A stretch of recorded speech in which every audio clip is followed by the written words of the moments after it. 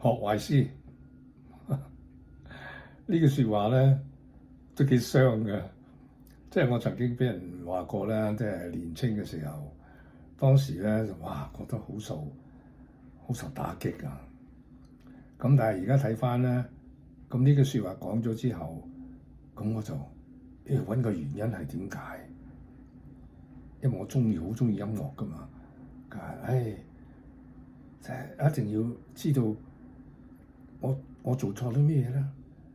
搏命去揾個原因，咁咧就周圍去學好多嘢啦。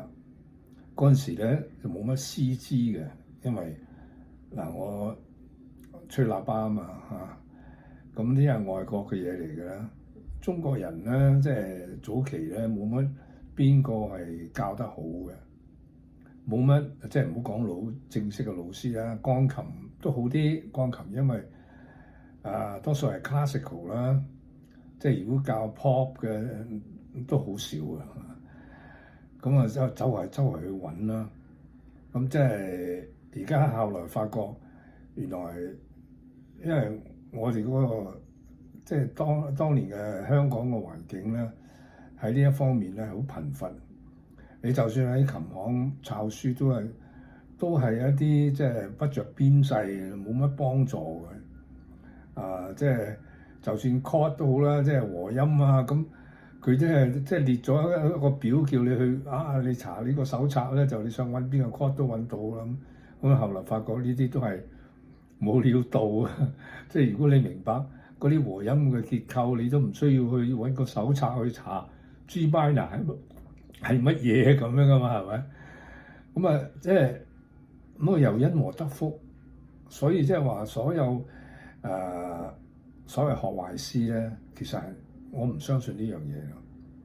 即係你話楊家太極你教着個姓吳嘅，咁個姓吳佢好反叛嘅，佢學咗之後咧，翻去自己又死諗一啲仲諗到一啲新鮮嘅方法、新穎嘅方法，點知成套拳都轉咗，即係吳家太極同楊家太極，但係而家兩邊都有兩邊嘅優處噶嘛，係嘛？咁但係個原本係咩咧？係陳家太極啊嘛，陳家咁先，後來之後楊家，咁而跟住又吳家咁你話佢學壞師咯？